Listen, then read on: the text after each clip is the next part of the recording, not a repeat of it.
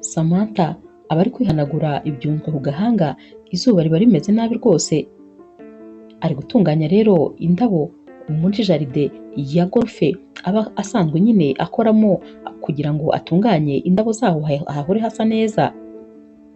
Isabelle rero arahanyura maze agahita amubwira ati ni ukuri uyu munsi ndabona noneho izi ndabo zisa neza cyane, iyi jaride irakeye. Naho Samantha ati murakoze cyane, uyu rero ni umwe rwose mu bantu baza kuri iyi golfe uba nibura ajya amusuhuza, naho abandi bahanyura nk'aho batamureba, nta nubwo bajya batekereza ko ubwiza babonana iyi golfe ndetse n'izi ndabo ziyikikije ari rwose uyu mukobwa uba wabigizemo uruhare, nta n'umwe uba ubyitayeho. Isabelle akimara gutambuka hahita haza nyine imodoka rwose itabonana nziza cyane, maze igahagarara hirya gatoya, ibirimo abasore bari kugenda nyine biterera story. Muri bano basore rero haba harimo Julie. Julie rero ni umusore nyine w'umukire cyane, papa we niwe nyiri iyi golfe, ni nawe rero kandi uzaragwa byose igihe papa azaba atakiri ku isi, yaba iyi golfe byaba n'ibindi byose, imitungo papa aba afite kuko baba ari abakire cyane.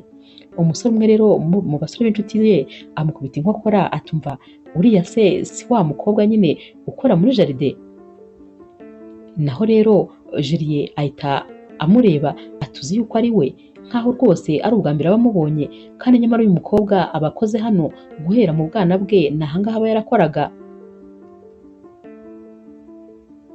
Julie rero ahita ababwira ati ariko reka njye kumutumira muri bya birori byacu, ubundi azaza nyine twisekere, tuzarebe nk'ukuntu azaba yambaye, tuzarebe ukuntu azaba yitwaye, mbese tuzarebe ukuntu nagera mu bakire azaba akanura. Njye ndumva byadusetsa, uzi ko twazaba turi kwirebera komedi tutishyuye. Aba basore bose rero baseka bahita bamukora mu ntoki batuza ubwenge, genda rwose umutumire maze tuzarebe ukuntu bizaba bimeze. Julie rero ahita atera intambwe amusanga ati Samantha umeze neza? Naho Samantha rero rwose wari ubonye uyu musore amuvugishije bwa mbere ahita amubwira ati yego meze neza. Mu mutima we rero gutekereza ati uyu musore ni mwiza cyane rwose, ariko nanone ubwiyemeza agira nibwo butuma byose bipfa. Aramutse rwose ari umwana mwiza yari kuzaba ari bogari cyane, ariko ariyemera bikabije. Naho rero Julie ahita amubwira ati narinje rero kugutumira, ati nyine dufite ibirori, ubwo rero nagira ngo rwose nawe uzabizemo kuko ukoze hano igihe kinini, ndumva rero nawe ubijemo bitakugwa nabi.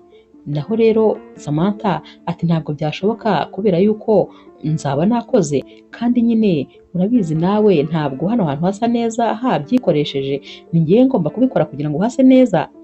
Naho rero Julie ati hoya uzashaka umwanya nta kibazo, ndifuza yuko wamenya nyine n'abandi bantu ukuntu babayeho, ndifuza ko wamenya uko abantu batarabo muri karitsiye yawe nabo babayeho, ugomba guhindura miriye ukamenya nyine ngo n'abandi bantu babayeho bate. Inyuma rero ya Julie ba basore nyine baba bari guseka ibitwenge by'uburyarya, nyine ubona nyine byabashimishije ibintu biri kuba. Samantha rero arabibona ko rwose nta kindi aba basore bagamije uretse nyine kumuseka no kumunegura, ariko nawe yihagararaho maze agahita abwira Julie ati nta kibazo rwose, kuwa gatandatu nzaza. Julie rero agiye kugenda ahita amubwira ati hanyuma rero uwo munsi nyine uzihangane ushaka agakanzu keza, nubasha kukabona uzaza nyine ukeye. Kano kanya rero Samantha arababara cyane, ababazwa cyane rero n'iri jambo aba yongeyeho ngo uzashaka akenda keza uzambara. Asigara yumva umujinya wenda nko kumwica, ariko nyine aba agomba kubyemera. Ahita avuga ati byanze bikunze buretse nanjye ndaje rwose ntegure ku buryo nzabakosora. Ubu murumva rero nzaza ameze nk'umukobwa ukora muri jaride, maze mukampa urw'amenyo nk'uko muri kurumpa uyu munsi. Niko aba ari kwivugisha nyine uyu musore yamaze kugenda. Ati ndaje rwose nanjye nzaza noneho maze mbatungure.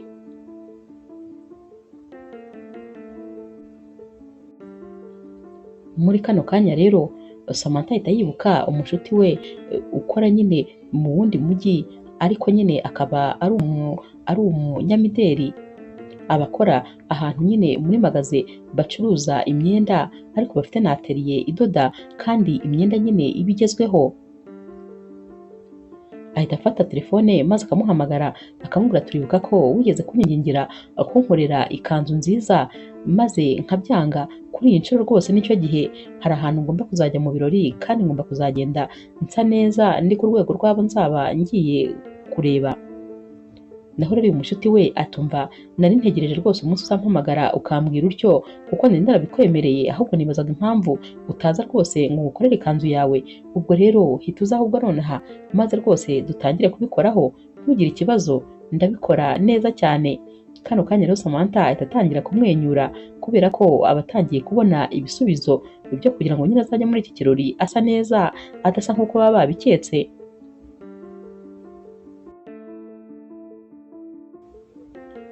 Buracya rero maze Samantha akajya kureba uyu mushuti we, aba akigerayo yakwinjira akareba ukuntu muri iyi magazi haba hameze, arumirwa koko kubera ukuntu haba hari nyine imyenda myinshi itandukanye, inkweto, amasakoshi ndetse rwose n'ibitabo byinshi cyane bagenda bareberamo nyine imyambarire.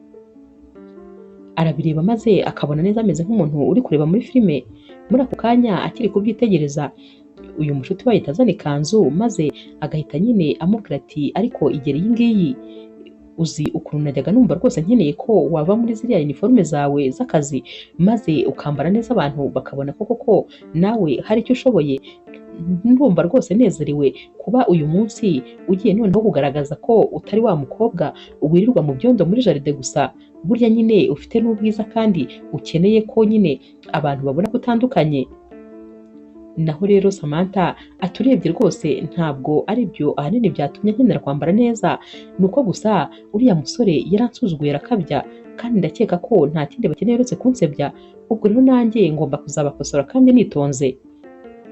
Yambara rero ya kanzu maze yakwireba muri miruwari akabona ntabwo rwose ari we, ababona yahindutse cyane. Muri ako kanya afata kuri etikete y'iyindi kanzu maze akareba amafaranga amakanzu yahagura, ahita amubwira ati ko ahenze, uzi ko ikanzu imwe ya hano igura amafaranga arenze kure ayo mpembwa ku kwezi. Naho uyu mushuti ati humura, ntabwo rwose iyo kanzu ugomba kuyishyura, nta kibazo rwose iyo ndi ku ikofi yanjye. Ahita rero amubwira ko akeneye nyine no kumusokoza akanamumakiya, byose arabikora. Maze noneho Samantha yakwireba akabona ntabwo ari we, ababona yahindutse yabaye undi mukobwa nyine w'umusirimu cyane. Amushakira n'inkweto rero akamuha n'agasakoshi, mbese ibintu byose bijyanye arabimuha byuzuye, maze akamubwira ati hanyuma rero ikintu gikurikiye ni uko nyine tugiye gufata amasaha maze nkakwigisha nyine ukuntu uzajya unitwara nk'umukobwa w'umusirimu umenyereye nyine ibintu byo mu bantu barenze nk'abariya. Ngomba kukwigisha ukuntu uzajya witwara ku meza, ukuntu uzajya ugenda, uko uzajya uvuga, uko uzajya uba uhagaze, mbese ibintu byose ngomba kubigutoza, ubundi ukazagenda nyine ukabatungura, bagatungurwa no kubona ko wa mukobwa bajyaga basuzugura uwihorera mu byondo ari gutunganya indabo, burya nawe rwose iyo yambaye neza ahita ahinduka undi wundi. Batangira rero kubyiga, dore ko rwose uyu mukobwa yanafataga vuba cyane, yari umukobwa w'umunyabwenge bitagoye kwigisha habe na gatoya.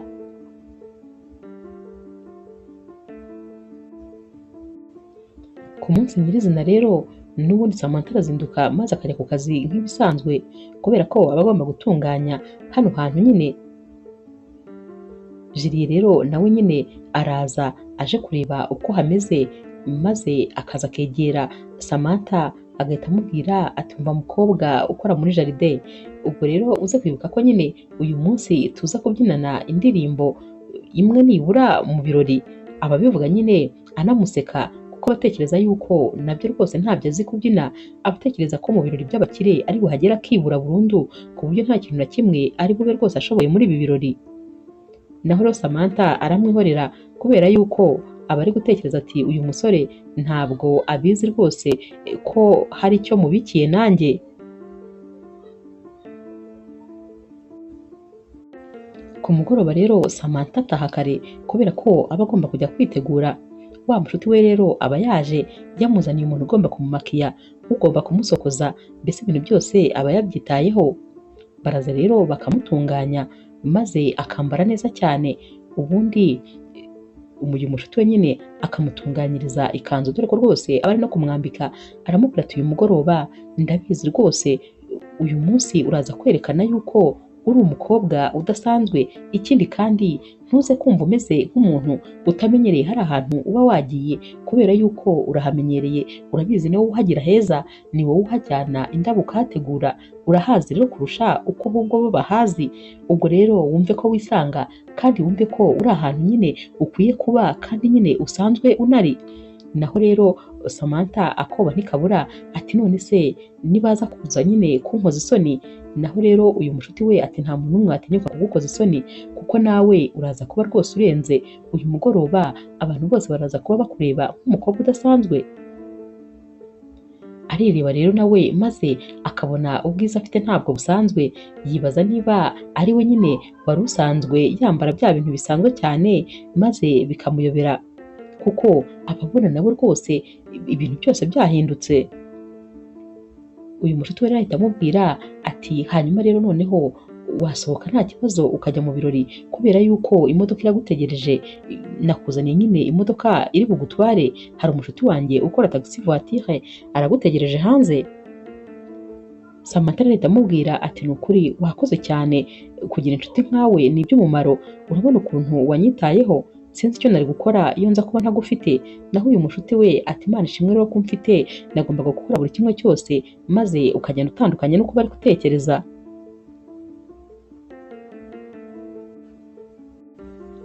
Yinjira mu modoka rero maze akagenda ari kwibwira ati ngomba gukomera rwose kandi nkikomeza, nta muntu ugomba kunshishamo ijisho uyu munsi. Baragenda rero maze bakagera nyine iwabo wa Julie. Aba ari hanze ari kwakira nyine abashyitsi, agenda abaganiriza, abakira nyine abavugisha. Ava mu modoka rero maze nyine agatangira gutera intambwe yinjira. Abantu bose barahindukira maze bakamureba, n'abasanzwe rwose babona abantu bambaye neza cyane cyangwa se beza cyane iminsi yose, bose baramureba. Julie rero ubwo wari uri guseka avugana nyine n'umwe mu batumirwa, arahindukira agikubita amaso Samantha, ahita aguma nyine uko yari ameze ukagira ngo abaye pararize. Aramwitegereza maze rwose ukabona nyine neza neza ibi bintu biramurenze. Aza rero amusanga maze yamugera imbere agatangira kudidimanga ati Samantha ndabona, akavuga nyine ibintu bigiye bitandukanye ariko nta na kimwe yuzuza. Naho Samantha ahita amwuzuriza ati urabona ntandukanye n'uko wari ubyiteguye. Julie rero ati ndabona wambaye neza cyane, ati urakeye, umeze neza, wa musore wajyaga yiyemera ubundi wari utegereje umukobwa ugiye kuza kumubera komedi, kano kanya aba ari kumureba noneho akabona rwose bari ku rwego rumwe, ndetse yambaye neza kurusha abantu benshi mu bari bari hano. Naho rero Samantha mu mutima aba ari kwitegereza Julie maze akareba kositime yambaye, mu mutima agahita atekereza atuzi yuko iyi kositime yambaye amafaranga yiguze no mu mwaka wose ntabasha kuyakorera, umushahara wanjye ntabwo wayigura nahembwe umwaka wose. Gusa nyine arakomeza akihagararaho akagaragara rwose nk'umuntu udafite ikibazo na kimwe, ndetse nk'umuntu usanzwe aza mu birori nk'ibi ngibi. Mu by'ukuri Julie we rwose aba yumiwe, aba yibaza niba uyu ari wa mukobwa ubundi asanga yuzuyeho ibyondo byamuyobeye. Samantha rero ahita amubwira ati mwakoze cyane ni ukuri kumpa nyine invitation, nshimishijwe no kuba ndi muri bino birori.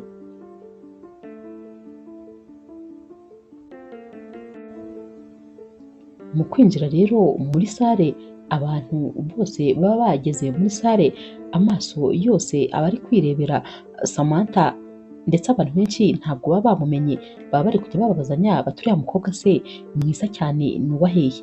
Bamwe bati ni umumaneke, abandi bati ibyo aribyo byose buriya ni umukobwa nyine umwe muri famiye z'abakire zo muri kino gihugu. Abantu bose nta n'umwe rwose uba uri kumumenya. Isabelle rero wa mumama nyine uba wikundira cyane Samantha, gusa uyu mumama nawe nyine ni uwo muri famiye z'abakire ariko we ni umwana mwiza cyane, ahita aza akamwegera ati Samantha uri mwiza cyane, abantu bose ni wowe bari kuvuga, gusa njyewe nari nsanzwe mbizi ko uri mwiza kuko rwose no muri ya myenda yawe y'akazi uba uri mwiza, ariko uyu munsi noneho byo birakabije. Samantha leta amubwira ati murakoze cyane. Abantu rero batangira kuza bamusuhuza, bipresenta nyine bamubwira uko bitwa aba ari bo, kuko baba babonye nyine ari umukobwa w'icyubahiro, abantu bose baba bifuza kumuvugisha, baba abamama nyine bo muri famiye zikize, baba abasore, bose baba bari kuza bamwegera. Mu kanya rero umwe nyine umugabo umwe araza agahita amubwira ati ndabona rwose wagira ngo hari aho nsanzwe nkuzi. Naho Samantha ati cyane rwose usanzwe uzwi kuko duhura kenshi cyane, ndi wa mukobwa ukora muri jaride, wa wundi utuma nyine indabo zihora zisa neza. Bose rero batangira kujujura bati ntabwo bishoboka, wa mukobwa se burya ashobora kuba rwose asa atya, ntabwo bishoboka ukuntu yaba yambaye neza gutya, yaba ari ku rwego rwacu, nta muntu wamucishamo ijisho nyamara akora muri jaride. Abantu bose biba byabatangaje. Naho rero Julie akomeza nyine kugerageza kuza kuvugana na Samantha, ariko uko yazaga habaga haje undi muntu uje kumwibwira no kumusuhuza, maze rwose Julie akabura akanya ko kumuvugisha. Mu kanya gato rero umwe muri za nshuti za Julie araza akamwegera ati umukobwa mwiza wanyemerera se maze tukabyinana indirimbo imwe. Naho Julie uri hafi aho ahita amuca mu ijambo ati hoya rwose, kubera ko Samantha ninjye yemereye ko tugomba kubyinana indirimbo ya mbere. Ati sibyo Samantha, abimubwira nyine ameze nk'umwinginga. Naho Samantha aramwitegereza maze agahita yibuka ukuntu nyine ibintu byose yabimubwiraga agira ngo azaze asebe, n'ukuntu nyine yamwiryagaho, maze agahita amubwira ariko ntabwo rwose ndi kwibuka mbikwemerera. Ahita rero yifatira ikiganza wa musore w'inshuti ye kugira ngo nyine amubabaze ati tujye kwibyinira. Baragenda bakajya imbere maze bakabyina, abantu bose bakabitegereza, dore ko uyu mukobwa aba ari kubyina neza cyane nkaho rwose aribyo yavutse akora. Aka kantu rero karamurya cyane rwose Julie, kubera ko aba yifuzaga ko ari we babyinana, ndetse aba yifuzaga ko yakabaye ari we wenyine bavugana, ariko atungurwa n'ukuntu abantu bose baje hano noneho ab'igitsina gabo bose nta kindi baba bari kuvuga uretse uwo mukobwa mwiza uba waje muri kino kirori, abandi bose rwose baba baburijwemo.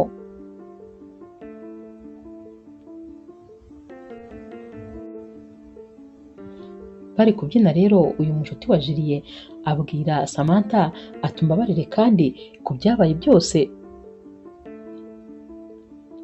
Naho rero Samantha ati mbabarire se ko mwirirwaga munseka, ariko ni ukuri biteye isoni kuba nyine imyenda yonyine nahinduye ituma mumfata nk'umuntu w'icyubahiro. Kubera iki mutaha agaciro umuntu nyamuntu aho kugira ngo muhe agaciro ibyo yambaye? Mu by'ukuri ndacyari wa wundi, uretse iyi myenda nyine y'agaciro nambaye nta kindi kintu gitangaje cyampindutseho. Burya nyine umuntu ni umuntu, niyo rwose yaba yambaye nabi cyangwa atambaye neza, mujye muha agaciro umuntu, mureke kugaha ibimuriho.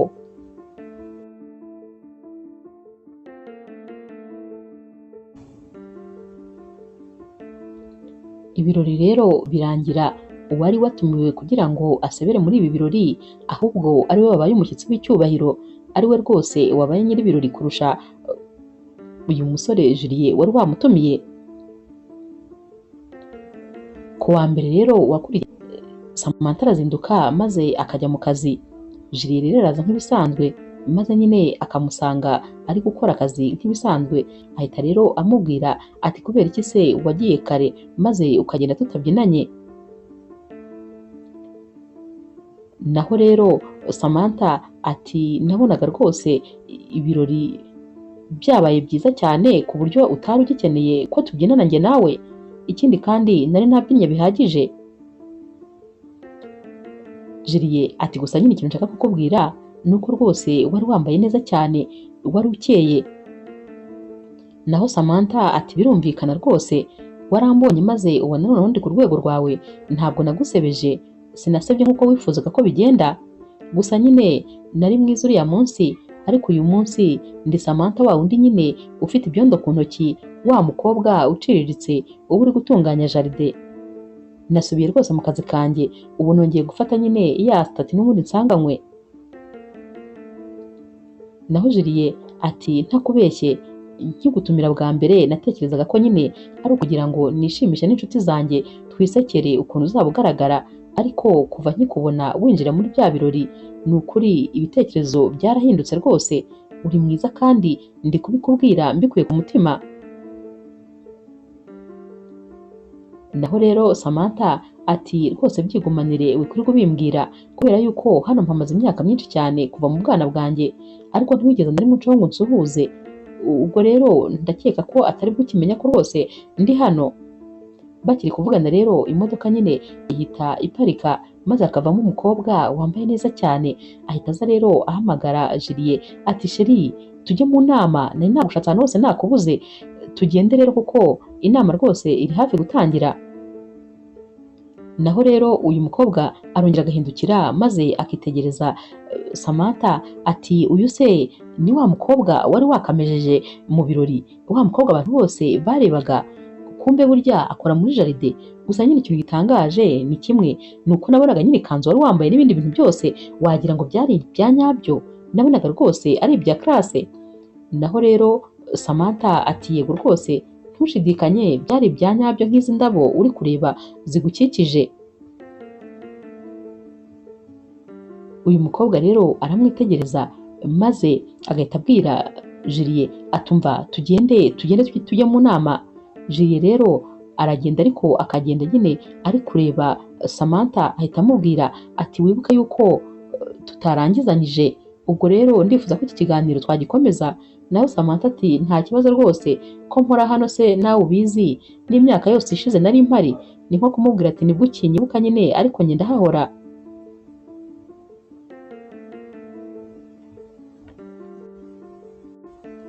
Isabelle rero ahita aza maze akabwira Samantha ati rwose uriya musore ndamuzi kuva akiri mutoya, ntabwo ajya akunda ko hari umuntu umubwira ngo hoya, ikintu cyose ashatse aba yumva cyaba uko abishaka. Kuri iyi nshuro rero ni wowe ashaka. Naho Samantha ati hoya ntabwo ari njye ashaka, arashaka wa mukobwa yabonye wari wambaye ikanzu nziza cyane y'ubururu, wari uzi nyine uko bitwara bari ku meza, wavugaga nyine amagambo y'ubwenge, ni uwo ashaka. Kandi uriya ntabwo ari we jyewe, kuko jyewe ndi uyu mukobwa uri hano nyine. Naho rero Isabelle ahita abwira Samantha ati ikigaragara cyo rwose Julie yaragukunze kandi biragaragarira amaso.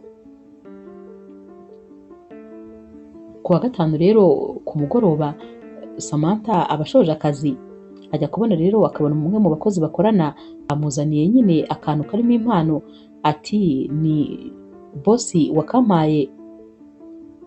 Arakakira rero kuko nyine nta yandi mahitamo aba afite yo kukanga. Mu minota rero mikeya papa wa Julie ndetse na Julie baba baje nyine hano muri iyi jaride, maze papa wa Julie agahita abwira Julie ati ariko se buriya wabitekereje ute kugira ngo utumire umukobwa ukora muri jaride mu birori byacu? Uzi yuko neza inkuru ziri kuvugwa yuko nyine ushobora kuba ukunda uriya mukobwa, ariko nanjye ndabona mbikemanga ukuntu usigaye umwoherereza impano buri munsi, ukuntu usigaye umwitaho, rwose ndabona wagira ngo hari ikintu kiri hagati yanyu. Naho rero Julie ati ariko papa uriya mukobwa ni mwiza. Papa ati ariko niyo yaba mwiza urabibona nyine ko atari uwo mu rwego rwacu. Yego rwose azi ubwenge, naramwumvise avuga numva nyine nta kibazo, ariko nyine nawe urabizi yuko ugomba gukundana n'uriya mukobwa wundi mukundana wo mu bakire, kubera yuko niwe uri ku rwego rwacu. Uriya rwose ukora muri jaride hoya ntabwo byashoboka.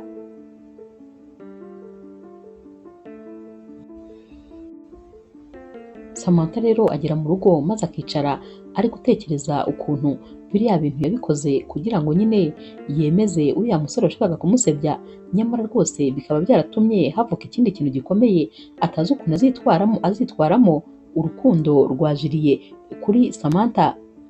Samantha rero yarabitekereje maze rwose yumva ntazi ukuntu akwiye kubigenza, kuko yarabibonaga ko noneho rwose atazi ikizamukura mu nzara za Julie.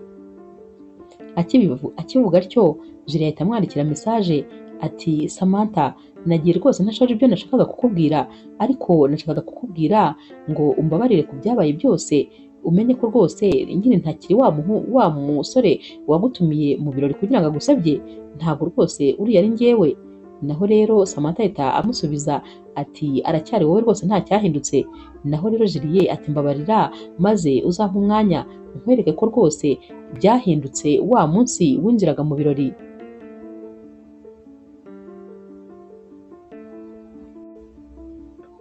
Ku wa mbere rero ku kazi nanone mu masaha yo gufata ibya mu gitondo, Samantha ajya kubifata maze Isabelle agahita amusangayo. Samantha rero asanga nyine bamuteguriye ibyo kurya by'umwihariko, ngo ni Julie uba wabitegetse ko bamutegurira ibyo kurya nk'ibya Julie. Naho rero Isabelle ahita abwira Samantha ati nyamara rwose umusore ari mu rukundo bya nyabyo, ntabwo wabyumva ukuntu ari gukora ibishoboka kugira ngo rwose ubone ko nyine yahindutse. Naho Samantha ati oya, erega afite umukunzi, ubwo rero rwose ntabwo nabyivangamo. Isabelle turavuga Victoire, ati Victoire rero ntabwo urebye rwose ntabwo Julie akimukunda, kubera yuko n'ejo bundi burya Victoire yari yasaze kubera ko nyine Julie yari yanze ko bajya gusangira kandi bari babipanze. Victoire bashaka kwerekana ko ari fiancé wa Julie, ariko urebye Julie rwose ntabwo abirimo.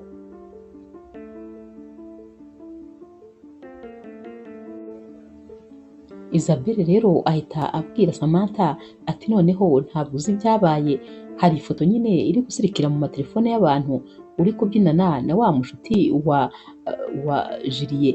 Julie rero yari ari kureba nyine nk'umuntu wafushye mu buryo bugaragara. Abantu bose rero bari kujya bayihererekanya berekana nyine ukuntu Julie agukunda, ukuntu yari yafushye kuri kubyinana n'inshuti ye, maze bakajya bavuga ngo Julie akunda umukobwa ukora muri jaride, ngo ariko uyu mukobwa ntajya amuha n'isaha imwe, nyine ngo urebye ngo uyu mukobwa rwose ntabwo aba amwitayeho.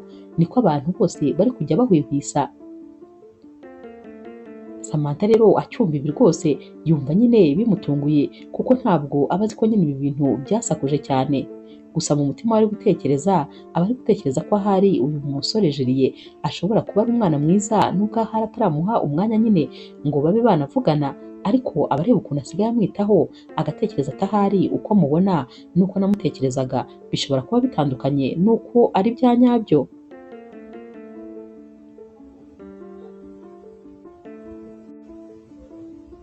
Samantha rero akiri kuvugana na Isabelle bumva urugi ruvuze, maze bareba ku muryango bakabona ni Julie winjiye.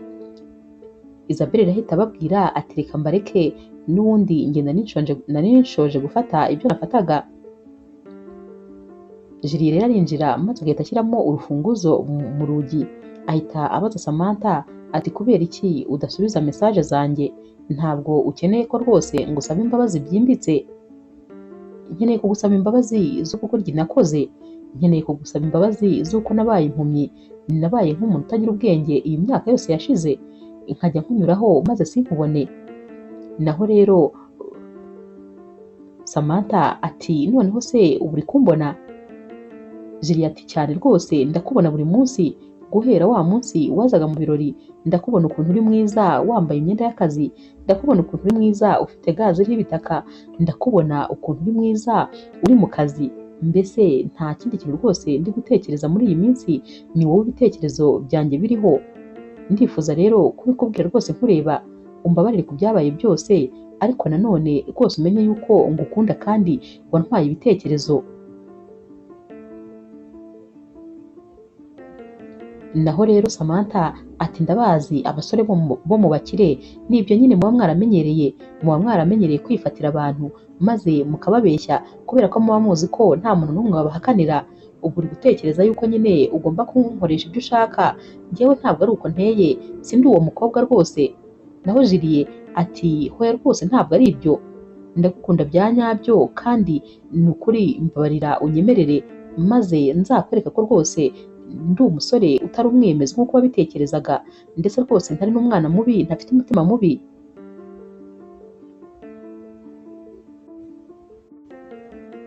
Samantha rero ahita amubwira ati ariko uzi neza yuko rwose fiance wawe ari muri sale yo hirya ari kubwira abantu bose ko wamwambitse impeta, yambaye impeta nziza cyane, ari kuvuga ko ari impeta nyine ya grand-mère wawe wamwambitse. Naho rero Julie arikanga cyane ati yambara impeta, ngiye mwambika impeta, ahubwo se uzi ko hashize icyumweru cyose tutabonana, ntabwo rwose mperukanye nawe, sinumva rero hano naba naramwambikiye impeta. Ibyo ari byo byose ubwo wabona nyine ari ibintu ari gutekereza. Naho rero Samantha ahita atekereza ati ubuse uyu musore ari kumbeshya cyangwa uriya mukobwa niwe ubeshya. Ahita rero yibuka ko Isabelle yamubwiye ko nyine uriya mukobwa iriya mpeta yambaye yayiyambitse, ndetse rwose ashaka no kuba yarayibye iwabo wa Julie, ko Julie rwose ntabyo azi, gusa nyine ari kugenda abibwira abantu bose anabereka impeta kugira ngo abantu bose bamenye ko nyine ari fiance we bya nyabyo. Samantha rero aramwenyura ariko agakomeza nyine akikaruma. Muri ako kanya rero bahita bahamagara nyine Julie maze bakamubwira ko nyine bamushaka. Ahita agenda ariko akabwira Samantha ati mu by'ukuri buri gihe rwose ngenda numva tutarangizanyije, ariko ni hahandi ningaruka n'ubundi turakomereza aho twari tugeze.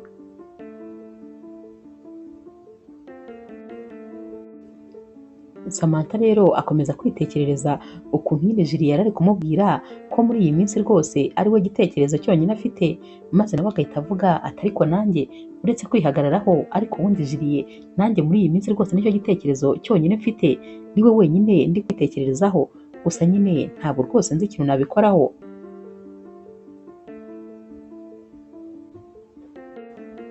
Mu kanya rero Samantha ajya ahantu nyine bafatiraga amafunguro, maze agasanga abandi bakozi baba ariyo bari kuganira bavugana nyine ukuntu uriya mukobwa Victoire ashobora kuba yaribye impeta maze akayiyambika ngo kugira ngo nyine yemeze abantu. Ikindi kandi baba bari no gutekereza ko hari rwose ibintu, impapuro z'imitungo yibye iwabo wa Julie, ariko nyine bakaba batabizi. Ibi bintu rero Samantha arabyumva ariko akagira nk'utabyumvise akicecekera nyine. Afata rero icyo yaraje gufata ubundi agasubira mu kazi ke.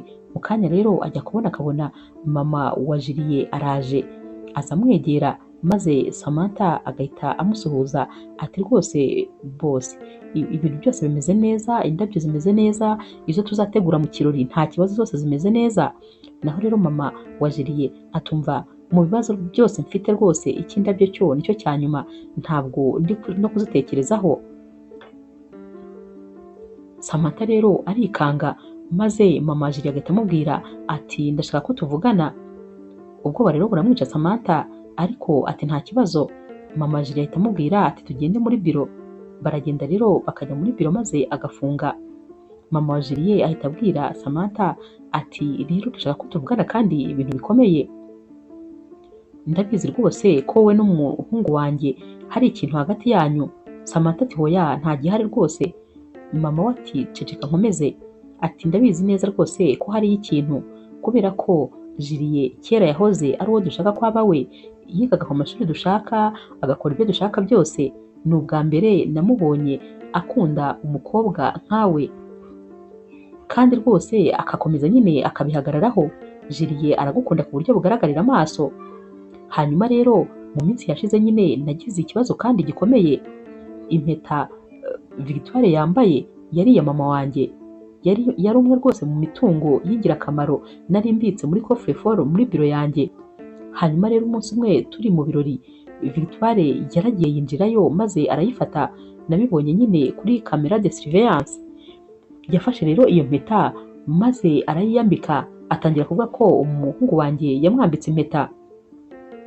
Naho rero Samantha ati hanyuma se kubera iki muri kubimbwira? Naho mama Julie ati impamvu ndi kubikubwira ni uko wamfasha kugira ngo rwose ngaruze umutungo wanjye, kubera ko sinifuza ko rwose uriya mukobwa yaguma mu buzima bw'umuryango wanjye. Ntabwo ari mwiza kuri Julie, ndabibona n'amaso yanjye.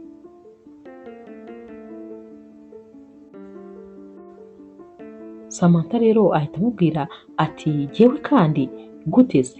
Naho rero mama wa Julie ati nyine urumva famiye ya Victoire yarakennye cyane, ibintu imitungo yose bari bafite barayitakaje, bari hafi rwose yo kujya ku karubanda abantu bose bakamenya ko bakennye.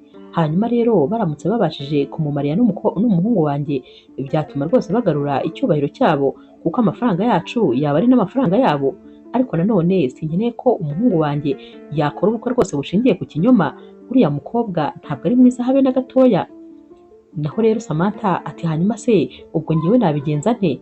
Naho mama wa Julie ati nyine wowe ntabwo ashobora kugukeka, njyewe ndamutse ngiye kumushinja ku karubanda nta n'ibimenyetso mfite byagaragara nabi muri sosiyete, ariko wowe nta muntu n'umwe wagukeka.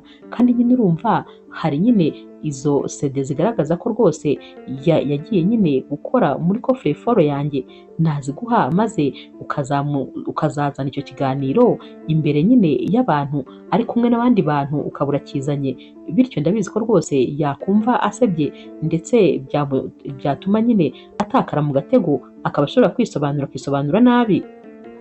Bakiri kuvuga ibyo rero bumva nyine inkweto ziri kuvuga muri koridoro, maze bajya kubona bakabona nyine Victoire arinjiye.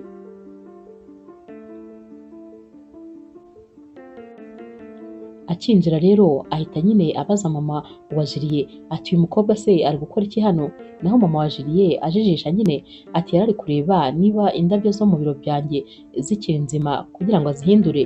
Naho rero Victoire ati ndabona rwose wagira ngo hari nk'ibintu mwari murimo, ndabizi rega Julie rwose akunda kureba uyu mukobwa mu buryo budasanzwe, wagira ngo hagati yabo harimo ikintu.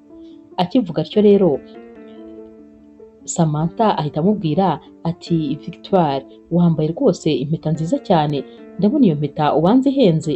Naho rero Victoire ahita yireba ku ntoki nyine akareba ya mpeta ya diyama, maze agahita ababwira ati yego irahenze rwose, niyo nyine Julie yanyambitse, yambwiye yuko iyi mpeta yari igiciro nyine mu muryango we, yarayinyambitse rero nyine nk'ikimenyetso cy'uko ndi fiancé we.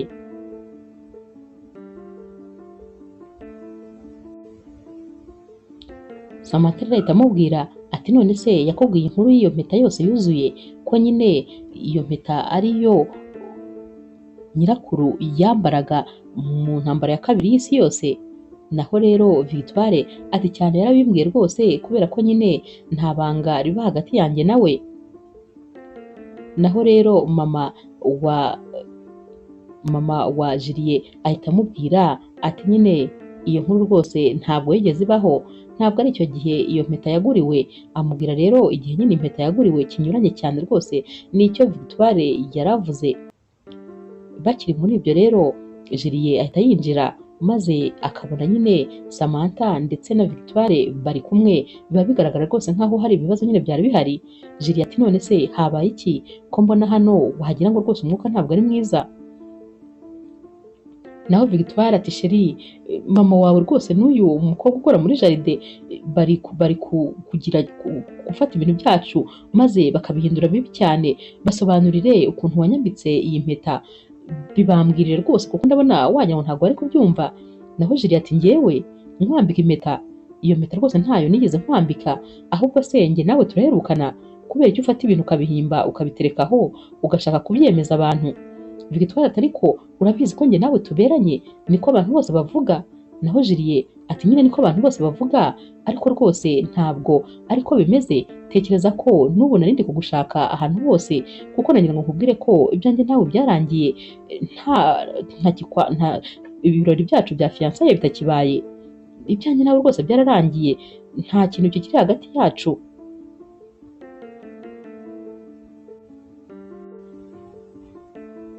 Victoire rero arakaye cyane rwose ahita abwira Julie ati ibyo bintu nubikora njyewe nzahita mbwira isi yose ko papa wawe ajya muri betting, ndetse rwose ko yaba iriya golfe n'izindi business afite bisigaye ari nk'agakingirizo gusa, naho ubundi rwose yarangije nyine kuzibetinga zose ko ziri mu madeni. Nzabwira abantu bose nyine ibibazo bya famiye yanyu.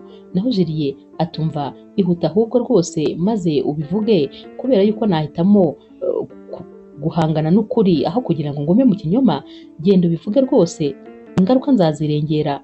Agiye kugenda rero mama wa Julie ahita amubwira ati impeta yanjye yisige, naho rero Victoire ayikuramo maze agahita yijugunyira mama wa Julie, akagenda nyine arakaye ati ibyanjye namwe ntabwo birangiriye aha ngaha, ndaje mbanike maze isi yose ibote.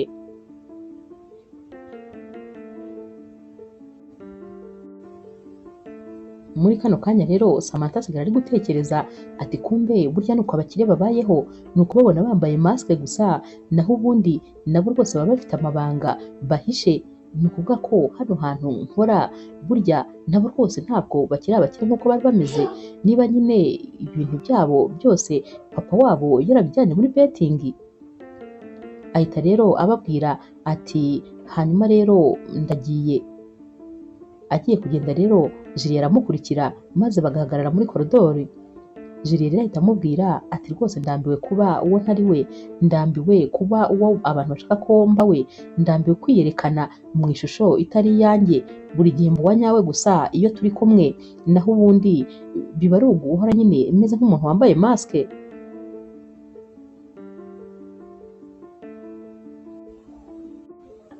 Inkuru rero iragenda ikaba kimomo ko rwose iwabo wa Julie bari kugenda bagana habi, ko bari guhomba.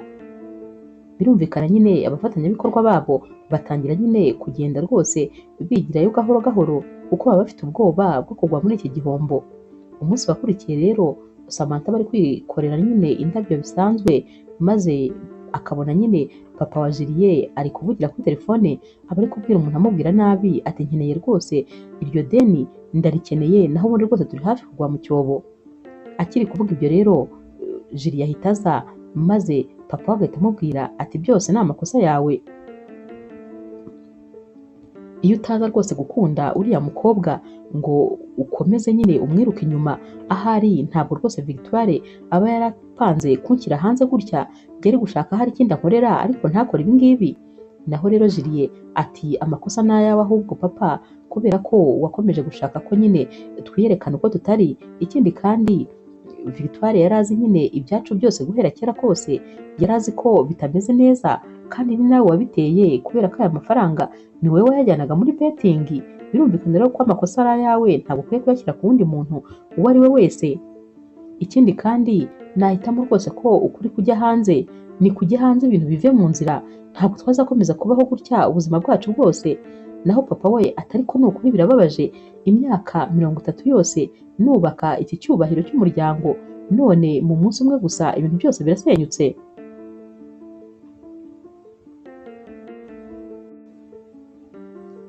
Bamara rero kuvugana, maze Julie agafata ukuboko Samantha akamubwira ati reka tube dutembera maze tuvugane.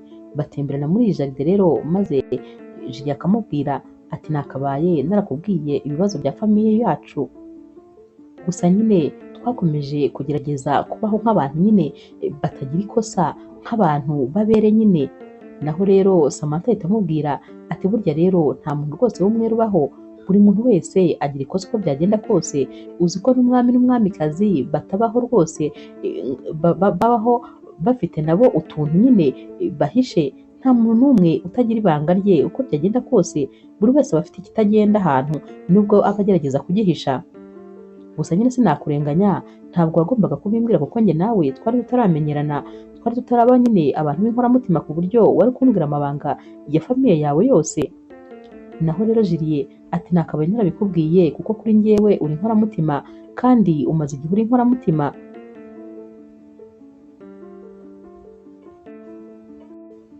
Julie rero abwira Samantha ati ni wowe muntu wenyine utuma niyumva uko ndi bya nyabyo.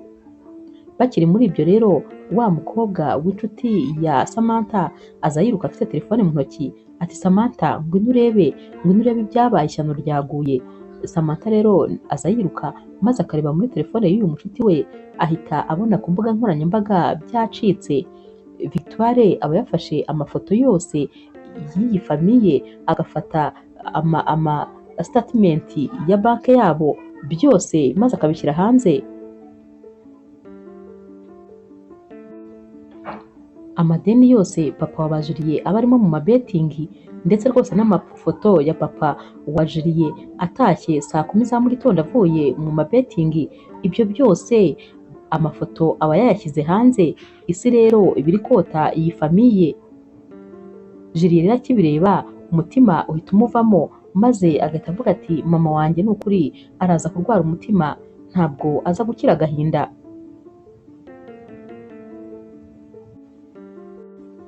Samantha rero ahita ahindukira maze akabwira Julie ati humura, ntabwo turi bureke rwose ibyo bintu byose biba. Ahita rero abwira uyu mushuti we atumva, uribuka ya videwo nyine wari ufite Victoire agwa mu mazi cya gihe nyine muri ya defile yanyu yanywaga agasinda maze akagwa muri pisine? Naho uyu mushuti wa Samantha ati yego ndabyibuka, gusa nari naremeye ko iyi videwo ntashobora kuzayishyira hanze. Naho rero Samantha ahita amubwira ati nicyo gihe nyine cyo kugira ngo rwose ibyo wasezeranye ubyibagirwe, tugomba kuyishyira ku karubanda mu gihe gito cyane. Abantu nyine baraba bari kwitegereza cyane ukuntu Victoire yaguye yasinze, maze babe babiseka, babe bibagiwe gukomeza nyine gukwirakwiza aya mafoto yerekeranye n'umuryango wa Julie. Naho Julie ati kubera iki se ushaka kumfasha? Naho Samantha ati nyine ngomba kugufasha kubera ko njye nawe ubu rwose tumaze kuba inshuti kandi za hafi na hafi, rero nyine ngomba kugufasha kuko nta kindi nyine inshuti zibereyeho uretse gufashanya. Ntabwo rero nakwemera yuko umuryango wawe useba, kuko rwose nanjye icyo gihe naba ndi guseba. Julie rero ahita ahobera Samantha maze akamubwira ati ni ukuri urakoze cyane, ariko ni ukuri ntabwo rwose ngukwiye, uri umukobwa mwiza ku buryo urukundo rwawe ntarukwiye. Naho rero Samantha ati papa wanjye yambwiye yuko ugomba rwose gufasha inshuti zawe cyane cyane igihe ziri mu bibazo. Muri ako kanya rero bakiri kuganira hahita haza nyine umukozi wa hano n'ubundi, maze akaza ahamagara Julie ati Julie papa wawe arapfuye, umutima neza neza uri hafi guhagarara, ameze nabi cyane, ari muri biro, banguka urebe. Naho rero Julie ahita agenda yiruka ari kumwe na Samantha, maze bagasanga rwose papa we yifashe mu gituza, ubona umutima uri hafi guhagarara. Bahita bahamagara rero ambulance byihuse kugira ngo bamujyane kwa muganga, kuko aba ameze nabi cyane. Aba yabonye ibi bintu byose banditse ku mbuga nkoranyambaga, maze kwihangana bikamunanira rwose, umutima nyine ugahita utangira kumufata.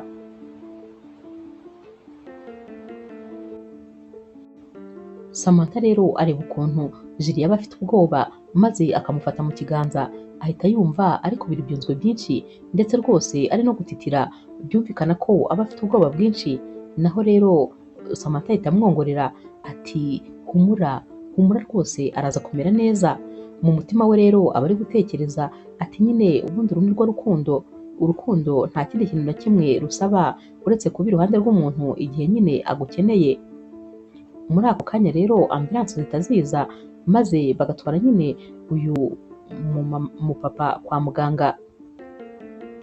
Julie rero abwira Samantha ati ndakwinginze ungume iruhande kuko niwe uri kuntera imbaraga, ni ukuri ugiye ahari sinzi ko rwose nabasha no guhagarara. Naho Samantha ati ntuhangayike, ndahari rwose igihe cyose biri busabe, humura ntabwo nagusiga mu bibazo wenyine, ndakuguma iruhande kugeza igihe rwose umubyeyi ari buze kumera neza. Kandi humura, komera rwose turahari kandi turabizi neza yuko ari buze kumera neza ntugire ikibazo, reka gukomeza guhangayika, humura birashira.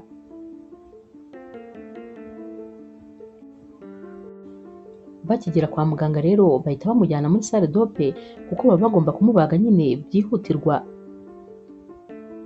Julie rero aramuherekeza, naho nyine Samantha agasigarana na mama wa Julie muri salle bategereje.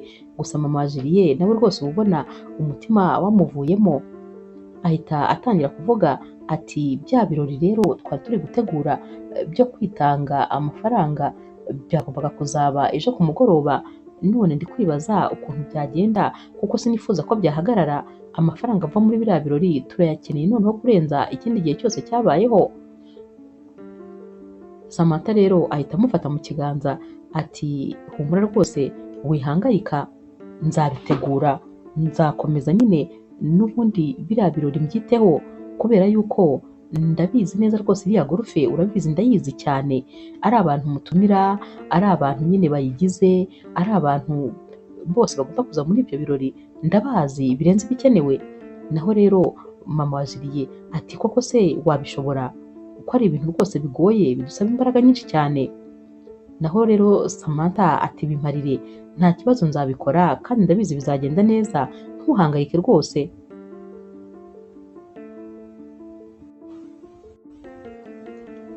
Kwa muganga rero ku mugoroba nyine bababwira yuko operasiyo yagenze neza nta kibazo, maze ibyishimo bikaba byose nyine, ariko abagomba kuguma nyine kwa muganga.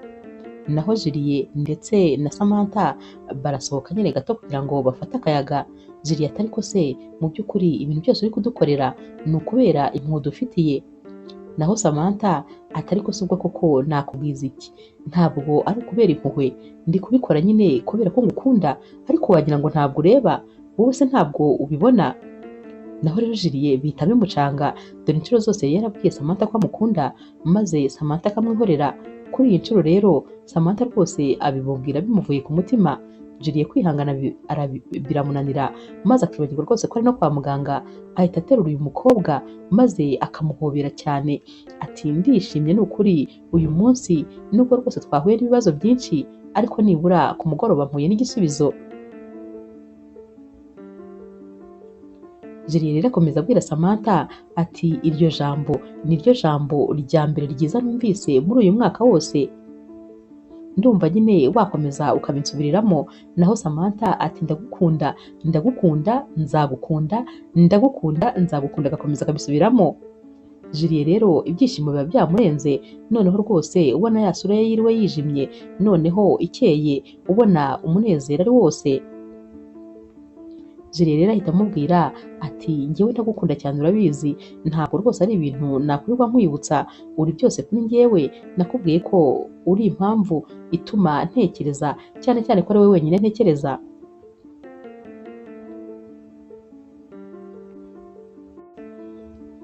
Muri aka kanya rero Samantha anabwira Julie ati hanyuma rero uyu munsi ntabwo rwose njyewe ndi buryame kuko mfite ibintu byinshi byo gukora, ngomba kujya gutegura kiriya kirori cy'ejo maze nkagitegura neza. Naho Julie rero aramubwira ati ariko ni ukuri uri umukobwa w'umunyamurava, kubera yuko ibi bintu bidusaba igihe kinini cyane kubitegura. Biratangaje rero kuba ugiye gutangira gutegura ibintu bizaba ejo. Samantha rero ahamagara wa mushuti we maze akamubwira ko agomba kuza maze akamufasha. Araza rero akamufasha mu byerekeranye na dekorasiyo, n'abandi bakozi hano baramufasha. Bukeye rero haje nyine umuntu umwe mu bantu basanzwe nyine baza muri iyi gorufe, maze ahita abwira nyine Samantha ati ni ukuri iki kirori rwose cyari gikenewe, nkurikije ukuntu ibibazo iyi famiye ifite kirakenewe cyane. Gusa nyine ibintu byagiye ku mbuga nkoranyambaga ejo rwose byateje ikibazo gikomeye, kubera yuko ubu abantu bose bari nyine muri biriya bintu, baba abafatanyabikorwa b'iyi gorufe n'abafatanyabikorwa ba bizinesi zose za papa wa Julie, bose bavuze ko bagomba kuzarega Victoire mu mategeko kuba yarabashyiriye amabanga hanze, akabashyirira ibikorwa hanze nta burenganzira abifitiye. Ikindi kandi ibintu yari yashyize hanze byose mu kanya nk'ako guhumbya byari bimaze gusibangana, kubera ko nyine abantu bose bari ku nkuru ye y'ukuntu anywa agasinda akarinda ubwo agwa muri pisine yagiye kudefira. Gusa nyine nawe yagize ubwoba bwinshi cyane, maze ahita atangira gukuraho ayo mashusho yose yari ari gukwirakwiza. Samantha yumvise ibi bintu rero ntawe ubuzi ko nyine ari we washyize hanze ya mashusho ya Victoire yaguye, ahita atekereza ko icyo yabikoreye koko cyagezweho, ko nyine byahise bisibanganya cyane ya mavideo n'amafoto by'umuryango wa Julie.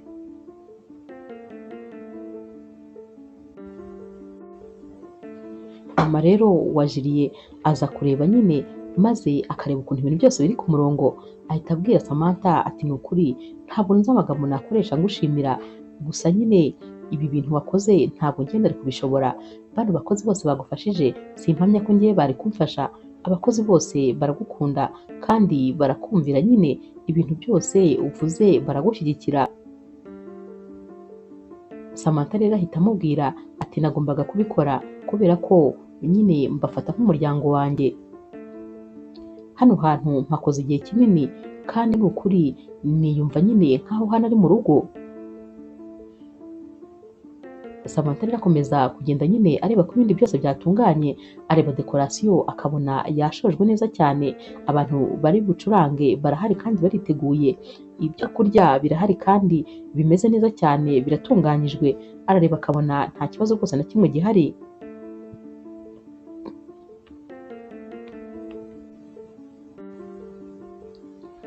Ibirori rero biratangira, abantu baba biteguye rwose ari benshi. Naho rero Samantha aba ari gusohoka nyine ava muri bano bantu bose kuko abona ibintu byose bitunganye, maze agahita ahura na Julie.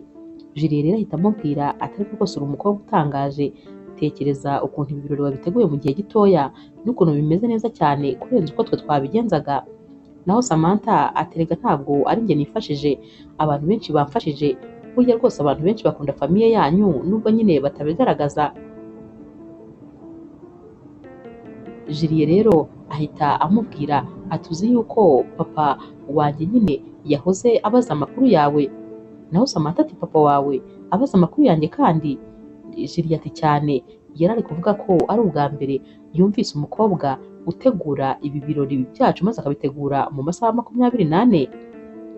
Yari ari kuvuga kandi yuko famiye yacu rwose ikeneye umuntu nk'uwo mu ruhande rwacu. Bose rero baramwenyura, maze nyine Julie akabwira Samantha ati nizere ko kandi ibintu wambwiye rwose ejo wari ukomeje umbwira ko nkunda.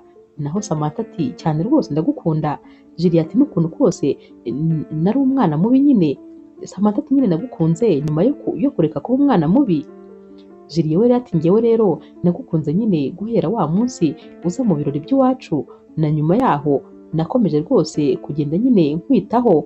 Uriya munsi rero nibwo nabonye yuko burya ntajyaga mbona ko rwose ikirezi kindi iruhande.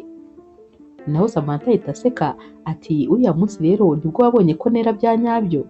Julie atumva buriya rwose ntabwo nari nzi yuko uri mwiza bingana kuriya, ariko uriya munsi ukuntu uwinjiye nyine mu birori by'iwacu maze abantu bose bakaguhanga amaso, tekereza yuko buri musore wese wari uri hariya igihe asigaye ari gusaba nimero yawe, abantu bose bari bagukunze ku buryo udashobora kubyumva.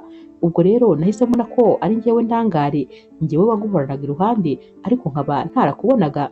Gusa amahirwe nasanze nyine igihe kitarandengana, kubera ko ubu ngubu nyine ndagufite iruhande rwanjye. Gusa nyine ubu kuri uyu munsi uri zahabu rwose nigendanira, ndagukunda cyane. Naho rero Samantha ati nawe rwose urakabya, ubanza uba uri kumpa hari icyubahiro ntafite. Julie ati ntabwo wabyumva, sinabikubwiye se? Ni ukuri ni wowe unkomeza, mbese uri byose byanjye. Iyo ngutekereje nyine ntekereza ko rwose ntagufite iruhande rwanjye ntazi uko byaba bimeze, kubera ko noneho ibihe maze iminsi ncamo iyo utaza kuba uhari sinzi ko rwose nari kubasha kubitambukamo.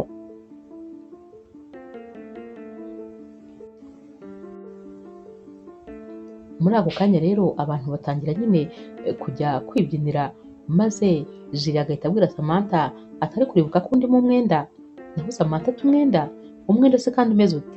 Naho Julie ati ubushize nyine urabyibuka ko watashye tutabyinanye, uyu munsi rero ugomba kunyishyura nyine, maze indirimbo yanjye twagombaga kubyinana tukayibyinana uyu munsi.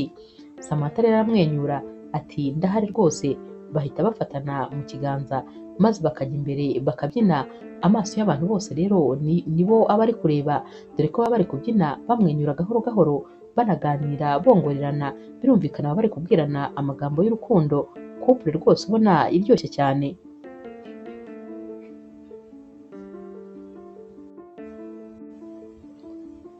Nyuma y'icyumweru rero ibi birori bibaye, baba bamaze nyine kwegeranya amafaranga yose yatanzwe muri ibi birori nk'inkunga yo gufasha iyi golfe y'iwabo wa Julie.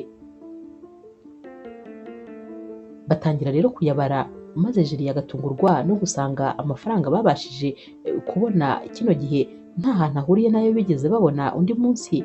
Iki gihe baba barabonye amafaranga menshi cyane rwose. Ahamagara rero Samantha maze akamubwira ati ntabwo wabyumva ukuntu nyine twabonye amafaranga menshi cyane kurenza ayo twari dutegereje.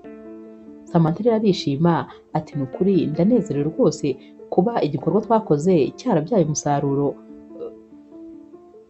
Julie rero ati byose ni wowe tubikesha, ni ukuri sinibaza ukuntu umuryango wanjye wari kuba umeze iyo uza kuba udahari.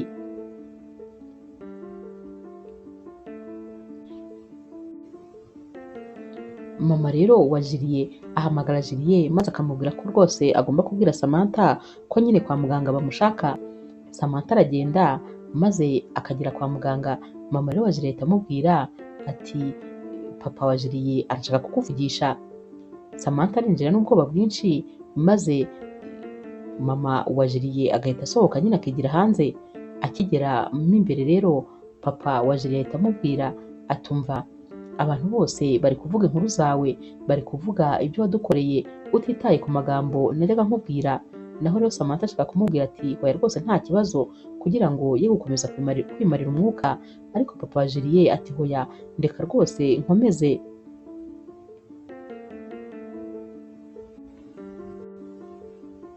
Ubu burwayi hari ibintu byinshi rwose bwatumye ntekerezaho neza. Nibutse ukuntu kera njya gushakana n'umugore wanjye, papa wanjye ntabwo yabishakaga kubera yuko umugore wanjye nawe ntabwo yari uwo muri famiye zikize. Papa wanjye rero ntabwo yashakaga ko ari we dushakana, ariko nyine narwanye intambara ikomeye kugira ngo dushakane kuko namukundaga. Aba ari kubivuga areba impeta nyine yambaye, ati kugeza n'uyu munsi turacyari kumwe kandi ndacyamukunda. Mbese ibintu byacu byose byagenze neza kubera ko nashakanye n'uwo nakundaga. Ariko ikintu kibabaje ni uko nyuma maze kumushaka nanjye nabaye nka papa wanjye, maze ngatangira kubuza umuhungu wanjye gushakana n'umuntu batari ku rwego rumwe. Ariko nyine nabitekerejeho neza maze nsanga naribeshye, nakwibeshyeho rwose. Ibintu wakoreye umuryango wanjye nta wundi muntu wari gushobora kubikora. Ikindi kandi urukundo burya ni rwo rwangombwa rwose, naho ibyo abantu bafite ntacyo biba bivuze. Umuhungu wanjye aragukunda kandi ni ukuri nanjye ndakwishimiye kubera yuko nabonye ko ari wowe dukeneye mu muryango. Wowe udufasha ntacyo ushingiyeho utitaye ku bibi twagukoreye, ariko ukumva ugomba kudufasha turi mu bibazo, aho abandi bose baba badutereranye wowe ukaguma. Umuhungu wanjye rero ibyishimo bye ni wowe kubera ko ntajya ahwema kukuvuga.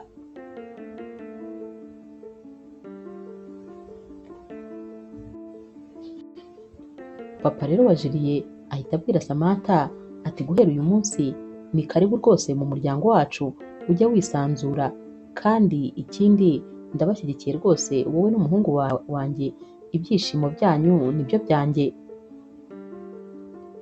Samantha rero aba yishimye cyane, ibyishimo biramurenga maze amarira agatangira gushoka. Hashira umwanya rero aganira nyine na papa wa Julie maze agasohoka akajya hanze.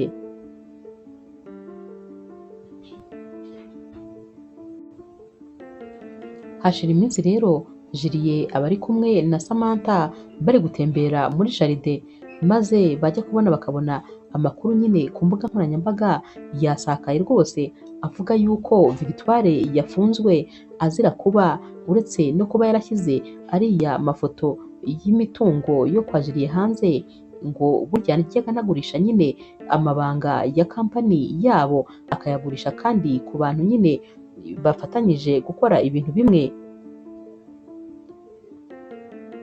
Ibi bintu rero byose byariyegeranyije maze baramufata baramufunga. Julie rero akibibona yahise abwira Samantha ati Mana nyagasani, Imana yangiriye neza, tekereza ko nari ndi hafi rwose gushakana n'uyu mukobwa, umukobwa w'umugambanyi, umukobwa w'umwana mubi gutya.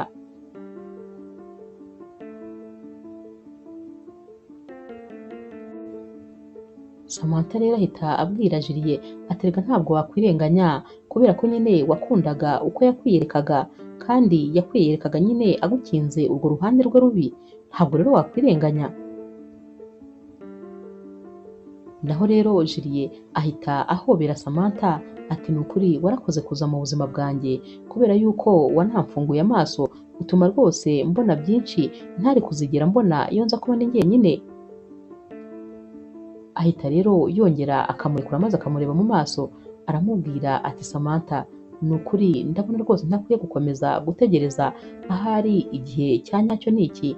Ashyira ivi hasi rero maze agakura impeta mu mufuka, abwira rero Samantha ati Samantha, ndagukunda cyane, ntabwo kandi ngukundira ko umunsi wa mbere nakubonye wambaye neza, singukundira kandi ko wakijije icyubahiro cy'umuryango wanjye, singukundira n'ibindi n'ibindi ntiriwe ndondora, ngukundira uwo uri we. Nkunda nyine umukobwa uciye bugufi uri we, nkunda ko utajya wiyerekana uko utari. Ikindi kandi nanjye utuma nyine numva ndi umuntu w'igiciro, utuma numva ko hari ibyo nshoboye. Ndagukunda cyane, rero ndashaka kukugira iruhande rwanjye ibihe byose. Wanyemerera se maze ukambera umugore? Naho rero Samantha rwose uba nawe yishwe n'amayemosiyo, ahita amubwira ati yego rwose, nta mpamvu n'imwe yatuma mba kure yawe kuko uri ibyishimo byanjye kandi uri byose byanjye. Amuhereza ikiganza rero maze akamwambika impeta.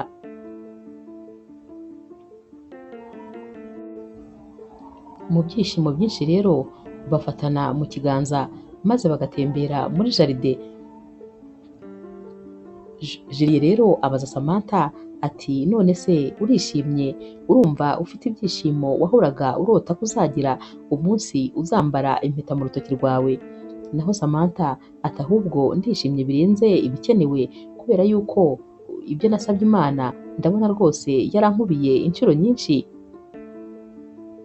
Barongera rero maze bakarebana, bakongera bagahoberana, maze Julie ati ahubwo ni njyewe rwose nakubiwe kenshi, gusa nyine ndishimye cyane kuba rwose uri iruhande rwanjye. Inkuru yacu y'urukundo rero naho tuyisoreje. Mwakoze kuyikurikira. Niba ukunda inkuru z'urukundo zica kuri Zasha TV, ntukagende udakoze subscribe, like, share na comment. Ni inkunga ikomeye kuri twebwe. Ndabakunda cyane rero nk'ibisanzwe.